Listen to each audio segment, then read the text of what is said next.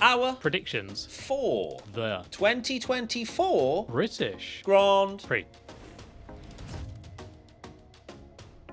It's British Grand Prix week. It's Silverstone. It's me and Tommy seeing it in real life. Cannot wait. I'm absolutely buzzing. Thomas James Bellingham. You're wearing your England football shirt, which I'm not sure. Is that to Just get? because it's the British Grand they Prix, are. why not? They are playing, I suppose, aren't they? England as well on the Sunday or Saturday. Either or. Who cares about football? We're here for Formula One, and it's a sprint weekend. No, it's not.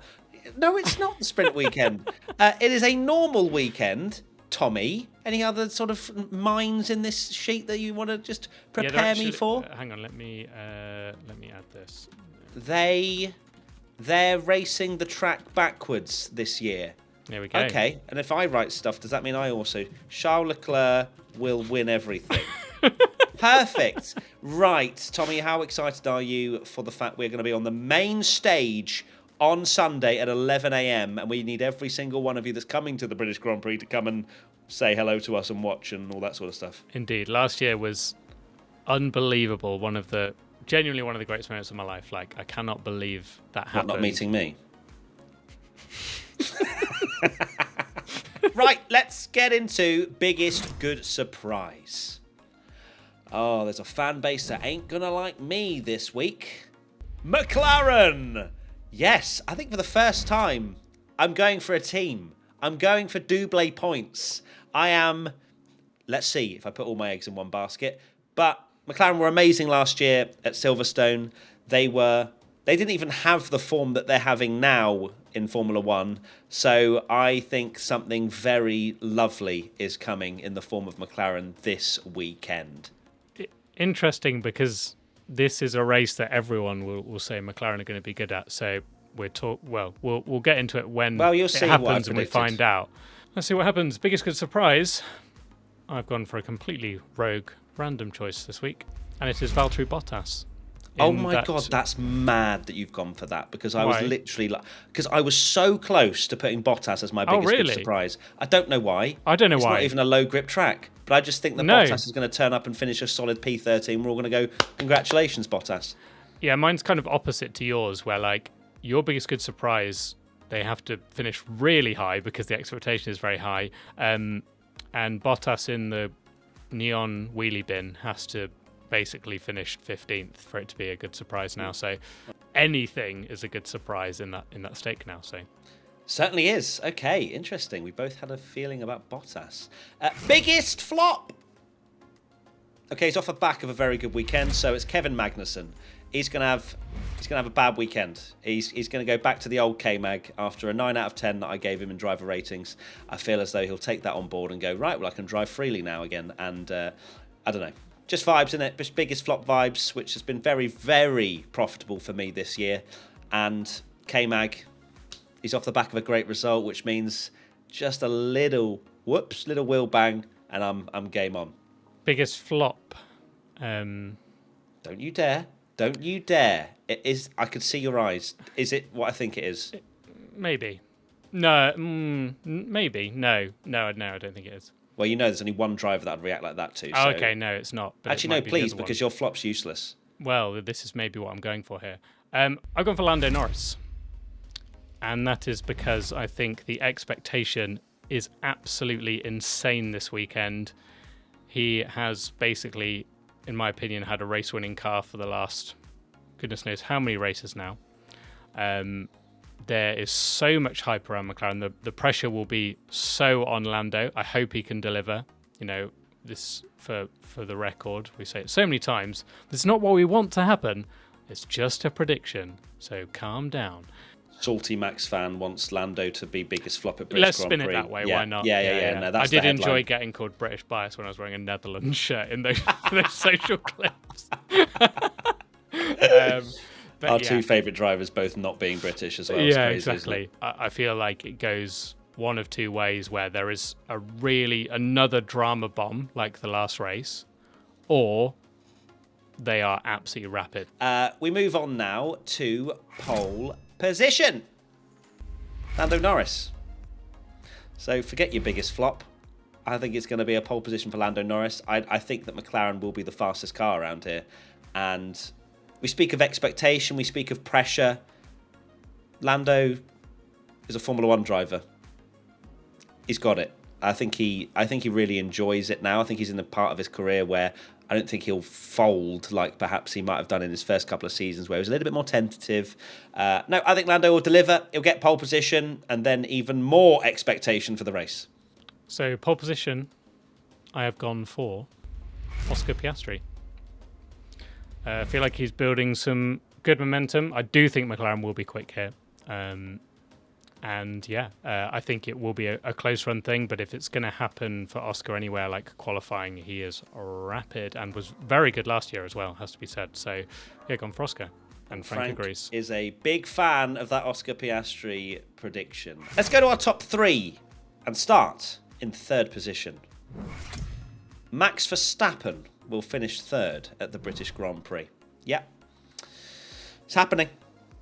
Maybe you can think about what would be 2nd and 1st to make it a full clean house sweep for points, but it's Max Verstappen P3. Blimey. I've gone for Oscar Piastri P3. Do I need to justify that McLaren are very quick? Pole to P3. Yes.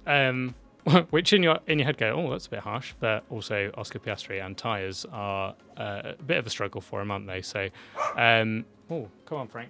Frank is a very loud man today. We have decided to record like all our podcasts and things during post-delivery time, and Frank is not a happy boy about it. No, he's not happy, bless him. Yes, so Oscar Piastri. Do you think McLaren will be rapid? But we have seen that trend with Oscar that maybe he can struggle a little bit more in the races than his rapid pace, but I will admit actually I nearly went for Oscar first and bottled it, but your brain kicked in. Yeah, my brain kicked in. Fair enough. Okay, let's go to 2nd place. Oscar Piastri is 2nd at the British Grand Prix. He'll get that podium that he was so close to getting last year around this circuit. It's going to be 2nd place for Oscar. McLaren, they're going to be lit. They're going to be good. They're going to be great. They're going to be biggest, good, surprising. P2, I've gone for... Oh, he's changing on the fly. He's changing on the fly. Is he spreading his eggs? Yes, I am going to spread my eggs and go Lando Norris. That's P2. crazy. What a bottle job. Biggest flopped him and then put him 2nd. That is You've done wild. That before. Yeah, I know, fair enough. This is how we roll. We need to keep it close. There is part of me that thinks Lando and the pressure and the expectation. If he won, oh my God, the vibes would be unreal. Because last year at Silverstone, when he took the lead, was goosebumps. Yeah, if Lando won, it would be absolutely incredible. But I am locking in the P2 for Lando. Okay. In 1st position, Lando Norris. It's a McLaren 1-2. Everyone will love that. Everybody. All the British biased people at Silverstone will love that. But yes, I'm sorry, McLaren fans, if you double DNF. I really am. But it's Lando Norris P1. P1, as a biased Brit, I have gone for Max Verstappen. Dutch bias. I know, Dutch bias here. I do think Max, he's gonna have a great weekend. I think I think last year I flopped him. I think because it felt like the British crowd. There's no doubt the British crowd will be on him this weekend. I think it's unfair to and that's boo just him, fueling him. Yeah, let's be real. But it will fuel him. Like he won't care. And with a non-sprint weekend, I wonder, Max is so good at fine-tuning that car. With 3 practice sessions, we'll see what the weather's doing because it's changing a lot. Actually, it has to be said. Literally says between 11 a.m. till the rest of the day, there's a chance of rain right now. God damn it. Fernando Alonso, P1. That's it. Right, we go to one crazy prediction then. And mine is McLaren 1-2.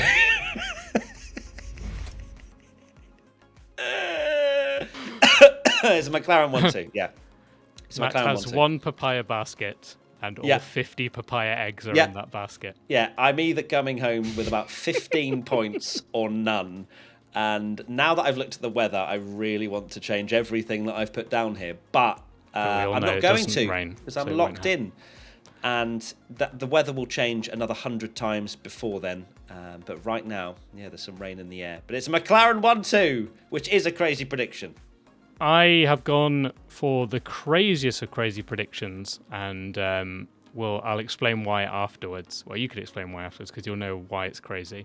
I've gone for double Alpine points, and people are going, why is that crazy? Well, we're actually going to be speaking to both drivers before the weekend, and we all know what happens when we speak to racing drivers. But I am saying that they break the curse, and everyone will think, oh, you've interviewed Ocon and Gasly, that's going to go wrong. No. Double Alpine points. Everyone, says that, but then they forget when Carlos Sainz became Ayrton Senna for about 3 races after we spoke to him. So maybe maybe Alpine 1-2. You never know. Let's go to your 3 crazy predictions then. First and foremost, Huisman 2006. Williams get a top 10 finish.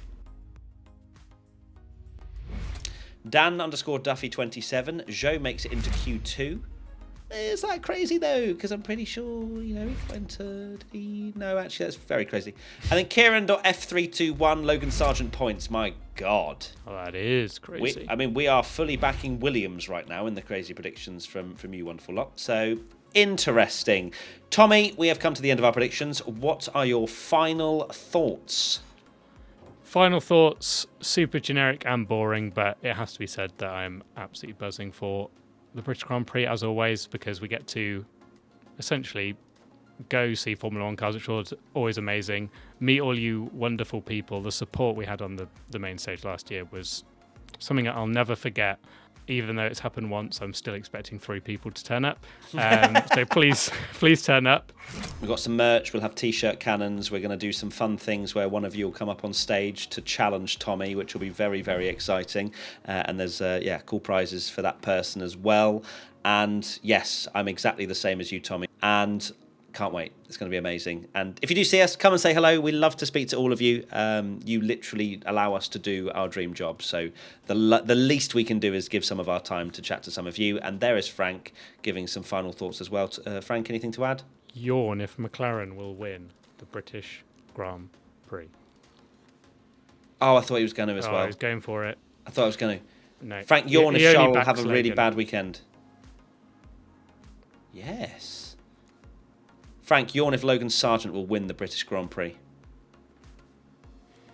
No, he's just dialed in. He's really dialed in. Okay, that's it.